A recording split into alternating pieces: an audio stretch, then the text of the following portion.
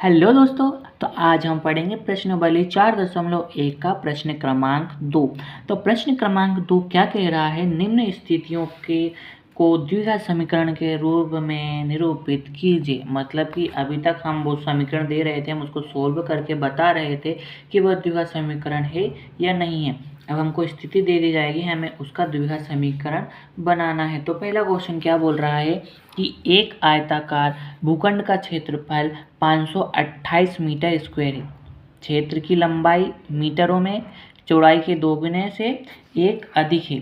चौड़ाई से दोगुने से एक अधिक है। हमें भूखंड की लंबाई और चौड़ाई ज्ञात करनी है। तो देखिए, सबसे पहले हमें जो ज्ञात करना रहता है हम उसको मान लेते हैं। तो मैं यहाँ पर लिख रहा हूँ, पेन चल रहा है नहीं, माना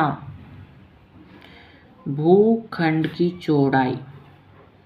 ठीक है, जब हम चौड़ाई क्यों ले रहे हैं, क्योंकि उसकी जो लंबाई जो है उसकी चौड़ाई के दोगुनी, मतलब दोगुनी से एक ज़्यादा है, तो हम चौड़ाई को x मान लेंगे। ठीक है, और चौड़ाई जो होगी वो x मीटर आ गई। इस प्रकार भूखंड की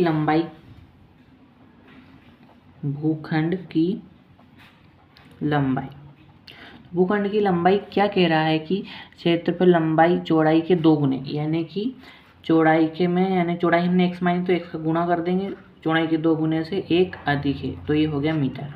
ठीक है, दोनों मीटर में दिया है उन्होंने। तो अर्थात क्षेत्रफल क्या होता है, लंबाई गुणित चौड़ाई। क्षेत्रफल का सूत्र आपको मालूम होगा, क्षेत्रफल का सूत्र होता है लंबाई गुणित चौड़ाई। ठीक है, तो लंबाई हमारी क्या है x और चौड़ाई क्या है हमारी 2x + 1 मीटर लिख दूंगा मैं। तो क्षेत्रफल उन्होंने हमको कितना दिया है, क्षेत्रफल हमको उन्होंने दिया है 528 मीटर स्क्वायर क्षेत्रफल दिया है। तो क्षेत्रफल की जगह मैंने 528 लिख दिया। 528 तो x का अंदर गुणा होगा तो 2x का x में होगा x² प्लस x का 1 में होगा तो x हो जाएगा। ठीक है, मैं इनको पलट दे रहा हूँ, मतलब कि 2x² प्लस x में 528 है। ये 528 इधर प्लस को उधर आकर माइनस हो जाएगा। 2x² प्लस x प्लस 528 बराबर 0। तो इस प्रकार से हमने ये द्विघात समीकरण बना दिया है। अतः भूखंड लंबाई और चौड़ाई का द्विघात समीकरण इस प्रकार होगा। अच्छा, हम लंबाई और चौड़ाई भी निकाल सकते हैं, लेकिन इसमें उन्होंने अभी निकालने की नहीं बोला है। आगे के प्रश्न जो होंगे वो उसी प्रकार से होंगे 4.2 के, तो उसमें हम निकालने का प्रयास करेंगे। तो अपना दूसरा मैथ्स करते हैं। दूसरा मैथ्स क्या कह रहा है, दो क्रमागत धन पूर्णांकों का गुणनफल 306 है। हमें पूर्णांकों को ज्ञात करना है। ठीक है, ये भी बहुत आसान है। हमें जो ज्ञात करना रहता है ना, हम उसको मान लेते हैं। माना हमने पहले तो उन्होंने क्या बोला, दो धनात्मक पूर्णांक है यानी प्लस वाले हैं। तो माना पहला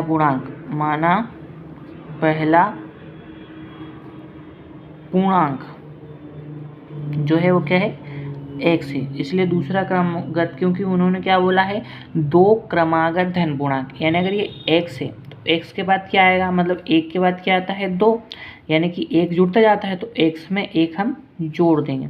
तो दूसरा क्रमागत, थोड़ा हिंदी कम लिख रहा हूँ मैं, लेकिन आपको पूरा लिखना है ना। क्रमागत पूर्णांक वो होगा x + 1। ठीक है, तो इन दोनों का गुणनफल जो है उन्होंने कितना दिया है, 306।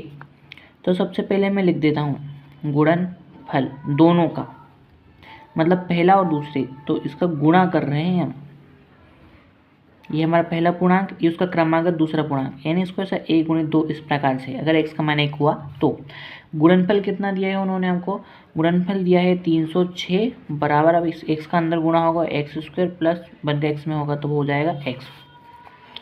तो x² प्लस x = 306, तो x² प्लस x माइनस 306, ये प्लस का उधर आकर माइनस का। तो इस प्रकार हमने दो क्रमागत धन पूर्णांकों का समीकरण भी जो है वो ज्ञात कर लिया। अब हमारे दो मैथ्स बचे। ये मैथ्स बहुत IMP है, मोस्ट IMP है। इसको बोर्ड एग्जाम में बहुत बार पूछा गया है और पूछ सकते हैं, क्योंकि एग्जाम पर बहुत ही सरल और बहुत ही अच्छा क्वेश्चन है ये।